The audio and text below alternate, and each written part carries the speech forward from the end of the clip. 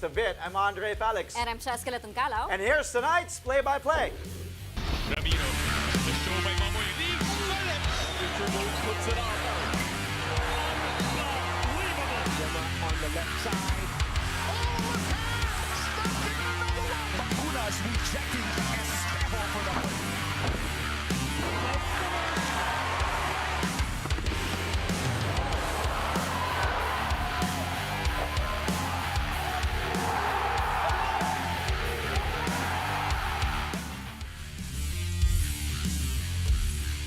Great news for Dallas Mavericks fans. A triumphant return for Anthony Davis as the Dallas Mavs notch a dominant win over the Brooklyn Nets. AD finally came back after a 6-week absence due to a groin injury, helping the Mavs get a victory on the road, 120-101.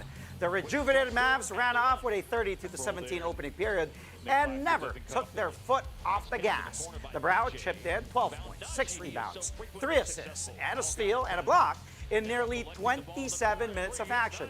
Najee Marshall led Dallas in scoring with 22 markers off the bench. This is just AD's second game for the Mavs since he was traded by the LA Lakers for Luka Doncic in an infamous deal just last month. Mavericks are still in running for that 10th and final play-in spot in the West with a 35-37 win-loss slate. The Nets, meanwhile, number 12 in the East with 23 victories against 49 defeats. Here's what AD had to say after the game. Felt great. Obviously, it's physically, I felt great. It's the mental aspect. When you're coming on something like that, to mentally be ready to go out and play. And in the first couple minutes, well, the entire rehab process, I was mentally ready. But then getting into game action where you can't really anticipate what the opposing team's going to do. So,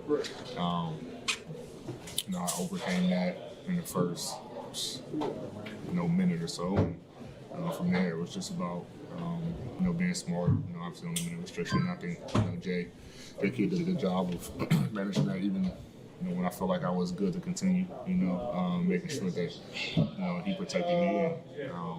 But for the most part, I felt great out there. AD's former team isn't as fortunate as the Los Angeles Lakers suffered their third straight defeat at the hands of the Orlando Magic.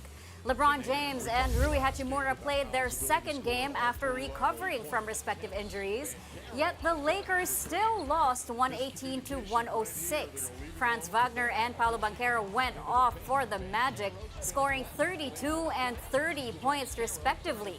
The two led Orlando out of a 9-point halftime deficit and then took turns in torching the Lake Show in the next 12 minutes. Midway through the fourth quarter, Wagner and Banchero answered the call once again to stave off a spirited purple and gold rally.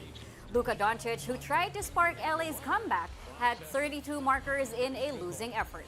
The Lakers are currently fourth in the West with 43 wins and 28 losses. The Magic are eighth in the East with 34 victories and 38 setbacks. In his walk-off interview, Wagner talked about his terrific performance and having his own bobblehead. Just try to get in the paint like usually. They played a lot of switching defense today, so once they figured out how to move the ball a little bit more, I thought we got good looks. Game of runs. How were you guys able to put them away, especially in that fourth quarter? Yeah, we got some stops in a row, rebounded really well, and I think the pace of the game was more in our favor the whole night. You did a terrific job keeping them off the free throw line the entire second half. What are the challenges with Luka, LeBron, and how did you guys do so well defensively? That was a big thing in the second half. First I thought we played good defense a lot of the times, but they got to the free throw line I think 16 times. So just be solid, not foul, and be okay with them making some tough ones. Tell us about the rhythm you're in right now. I know you got in the paint here tonight. That's where you make a living. Yeah, coach enjoying the heck out of that one, as he should. But a couple of step-back threes here tonight. Great passes. You had it all going on. How about the rhythm you're in right now? Yeah, I work really hard, so just try to do that on the court, stay confident out here, and have a little bit of fun as well. Yeah, lastly, speaking of fun, I got to get your thoughts on that. Okay, hold that bad boy for us. All right, can we get? What are your thoughts on that, prop? The hair is better on this than in person, but no, super cool. Honestly, can't wait to show this to my mom. Yeah. The good news for Boston Celtics fans is that their team looked very much like the reigning champs in their latest win. The bad news is the injury to Jason Tatum. Well, the C's crushed the Sacramento Kings 113-95, but it came at a heavy price, as you can see on your screens right now, late in the third period. Ouch. Tatum hurting his ankle while draining his fifth three-pointer off the game. JT landed on the foot of Domantas Sabonis, but incurred a flagrant one call for the reckless closeout. Tatum then made one of two free throws before leaving the game for good, heading to the dugout. Boston main man tallied 25 points, 7 rebounds, and 8 assists in just 3 quarters of work. Sacramento got 20 markers and 10 assists from DeMar DeRozan in a losing cause. The C's are still the second seed in the East with 53 wins and 19 losses. The Kings, meanwhile, number 9 in the West with 35 victories and 36 defeats. After the game, Sabonis spoke about his unfortunate collision with Tatum and Sacramento's postseason aspirations. I feel horrible. I've had a crazy month myself personally, and you never want that to happen, so I apologize. We have really good moments during the game, really good moments. We're up against top teams, and then we have moments that aren't so good, and these teams are really good. I think I take advantage of that, and we just got to try and put as close as possible 48 minutes, so we can get this win. We're aware, it's a very tough position, and every game matters, and we just got to play our best basketball and win the most games we can to stay out of that. As for the Phoenix Suns, they claimed a huge win over the Milwaukee Bucks thanks to the clutch play of Devin Booker and Kevin Durant. D-Book hit the game-winning jumper with 1.7 seconds left to lift the Valley past the Deer 108-106. The Suns guard finished with a double-double of 19 points and 12 assists. But all game long, it was KD who ran the show for Phoenix. The Slim Reaper tallied 38 markers, including 7 from deep, while hitting 50% from the field. With vintage KD and prime D-Book activated, the Suns nullified Giannis Antetokounmpo's 31 points and 10 rebounds for the Bucks. Phoenix is currently clinging to the 10th spot in the West with 35 wins and 37 losses. Milwaukee is a shaky 5th seed in the East with 40 victories and 31 defeats. After the match, Suns head coach Mike Budenholzer shared his thoughts on beating the team that he guided to the NBA title back in 2021. No, there's multiple options.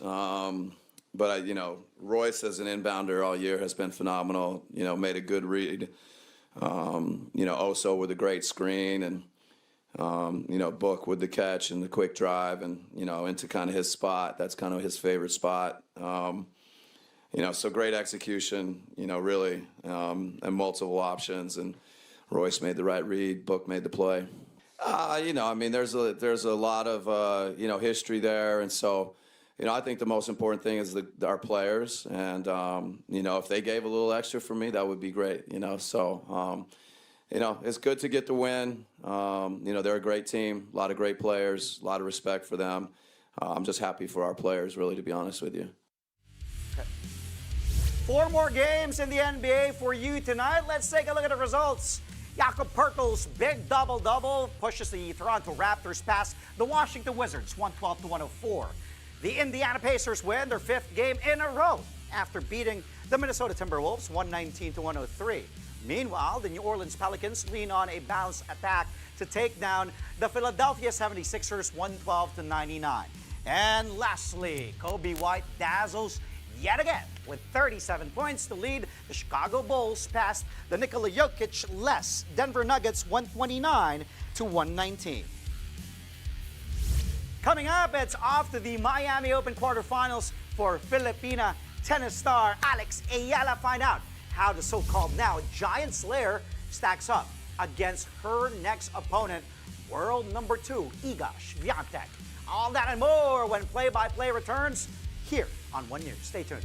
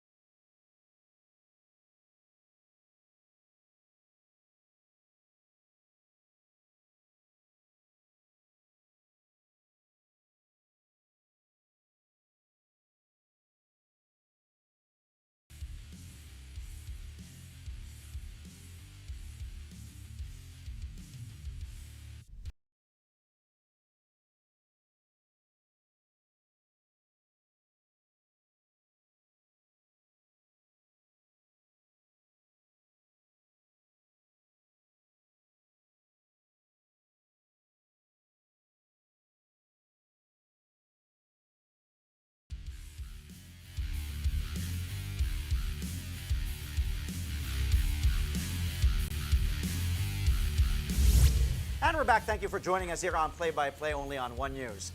Alex Ayala's dream run at the Miami Open continues. Well, Alex is off to the quarterfinals of the tournament where she will face her toughest opponent yet. Let's roll the tail of the tape.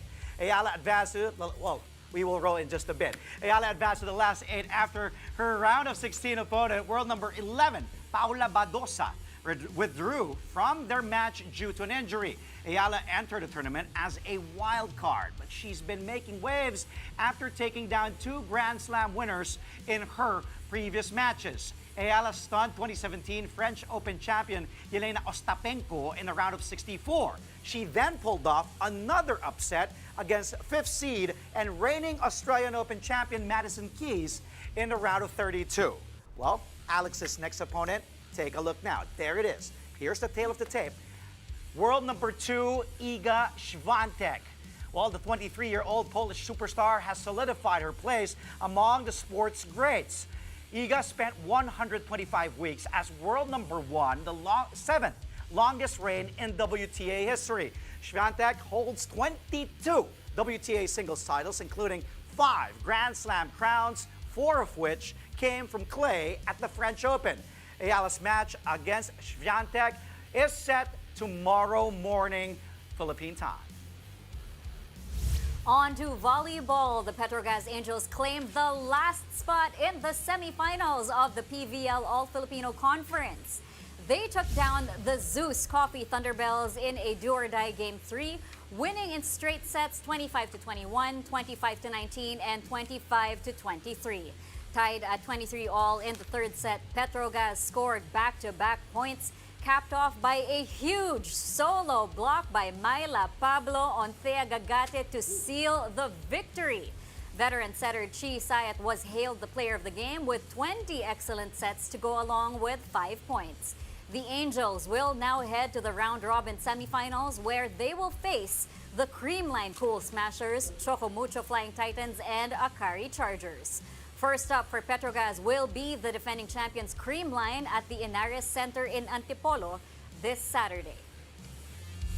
Plenty of volleyball action coming your way tomorrow in the UAAP and Spikers Turf. You got to check. Well, here's a rundown of all the games, starting with the UAAP. Say natin, men's play starts today at 9 a.m. with the UP Fighting Maroons taking on the defending champs, the NU Bulldogs. Then at 3 p.m., the winless UE Red Warriors will try to pull off an upset when they take on the undefeated FEU Tamaraws. In the women's division, the UP Fighting Maroons will battle the unbeaten NU Lady Bulldogs at 11 in the morning. And finally, the UE Lady Warriors will go for their first win again when they clash with the FEU Lady Tamaraws. That's at 5 in the afternoon.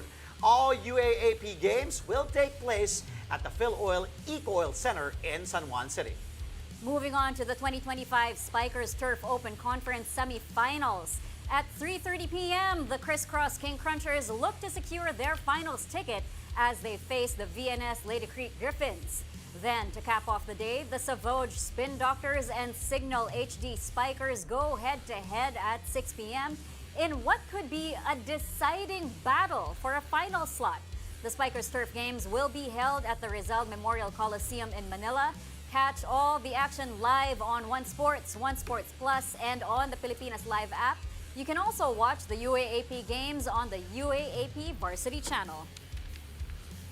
Well, of course, tomorrow's packed day for sports fans will also include basketball with Game 6 of the PBA Commissioner's Cup Finals. Barangay Nebra, San Miguel will look to close out the TNT Tropang Giga when they return to the hard court at 7:30 p.m. at the Big Dome, the Smart Araneta Coliseum. Ginebra leads the best-of-7 series 3-2. Barangay Nebra is coming off a grind-out Game 5 win. They lean on their import, Justin Brownlee, and superstar guard Scotty Thompson in the fourth to come out on top 73-66. This is the first time the Tropang Giga have their backs against the wall in their 3 finals meetups with the Gin Kings. The Tropang Giga will try to get a better performance from their import Ronde Hollis Jefferson, as well as their top locals like R.R. Pugoy, Calvin Oftana, and Reynam Bata. You can catch the game live on PBA Rush, RPTV, and the Pilipinas Live app. Here is Thompson something talking about the closeout game and Ginebra coach Tim Cohn on managing Brownlee's thumb injury.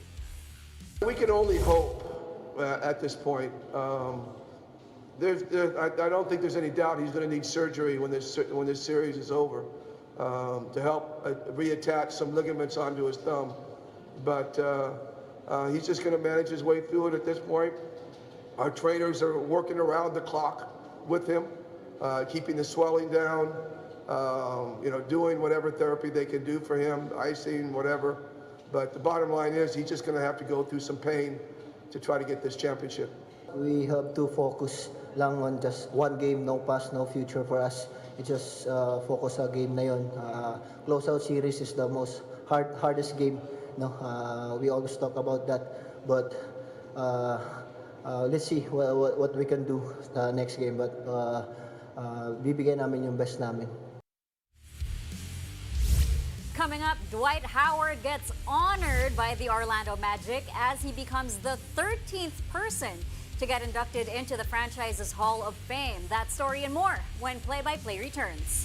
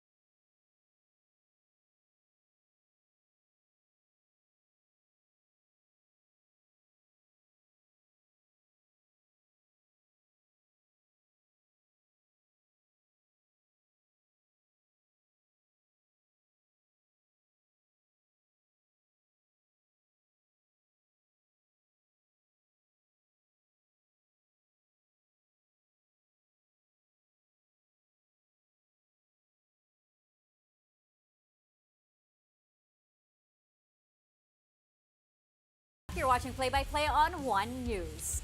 Veteran Filipino boxer Charlie Suarez gets a chance to add his name to the country's long list of world champions. Suarez is set to face WBO super featherweight champion Emmanuel Navarrete on May 10 in San Diego, California. Suarez first made a name for himself in the amateur ranks. He's been a member of the Philippine team multiple times and has won 3 gold medals in the Southeast Asian Games. Suarez is undefeated in 18 professional bouts with 10 victories coming via knockout. His Mexican opponent Navarrete has a record of 39 wins, 32 by knockout, 2 losses and a draw. Here's Suarez on his official Facebook page with a short message to his supporters. Basically, everyone sa lahat po na nagtatanong na laban ko against Emmanuel Navarrete, confirm na po na matuloy ngayong May 10 sa San Diego, California.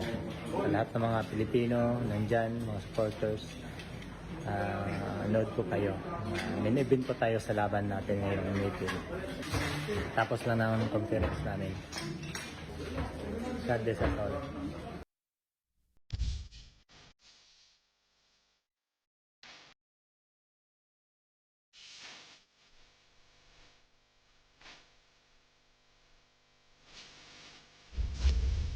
All NBA lineup in tonight's highlight reel. What a treat for NBA fans. Let's kick things off with the Nuggets and the Bulls here in Denver. Look at that pass out to Westbrook. Vintage Brody, long three there. Take a look at him sizing up Kobe White, firing the three. Good pass there by Najee out to the Brody for three.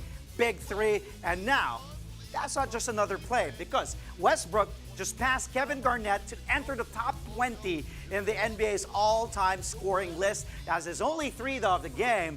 But Brody finished with 14 points, 5 rebounds, 10 assists.